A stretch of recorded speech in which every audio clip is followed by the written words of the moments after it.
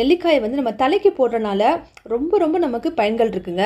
ஒரு 4 நெல்லிக்காய் எடுத்துட்டு அதை நல்லா வாஷ் பண்ணிக்கோங்க. வாஷ் பண்ணிட்டு இந்த மாதிரி சின்ன சின்னதாக கட் பண்ணிக்கணும். நெல்லிக்காய் முடி கருமையாக்கிறதுக்கு மட்டும் இல்லாமல் நேச்சுரலாக நம்ம முடியை பார்த்திங்கன்னா ரொம்ப அடர்த்தியாக்கக்கூடிய தன்மை இந்த நெல்லிக்காய்க்கு இருக்குது. இப்போ நெல்லிக்காயை கட் பண்ணதுக்கு அப்புறமா நாம் ஒரு இரும்பு கடாய் இல்லைனாக்கா இரும்பு பாத்திரம் ஏதாவது ஒன்று அடுப்பில் எடுத்து வச்சு ஸ்லிம்மில் போட்டுக்கோங்க. இதில் நம்ம என்ன இன்னைக்கு சேர்க்க போகிறோம் அப்படின்னாக்க கடுகு எண்ணெய் சேர்க்க போகிறோம். இதில் அவசியம் இந்த கடுகு எண்ணெய் தாங்க சேர்த்துக்கணும். ஏன் அப்படின்னாக்க நெல்லிக்காய் ரொம்ப குளிர்ச்சி தரக்கூடியது. அதுக்கு இந்த கடுகு எண்ணெய் நம்ம சேர்க்கும்போது நம்ம ரொம்ப நாளைக்கு வச்சு இந்த எண்ணெய் யூஸ் பண்ணுறனால கடுகு எண்ணெய் சேர்க்குறது இதுக்கு ரொம்ப முக்கிய தேவையாக இருக்குது.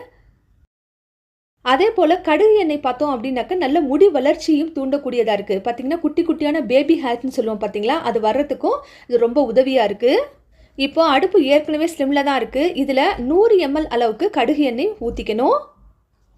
நாம் வச்சுருக்க நெல்லிக்காயோட அளவு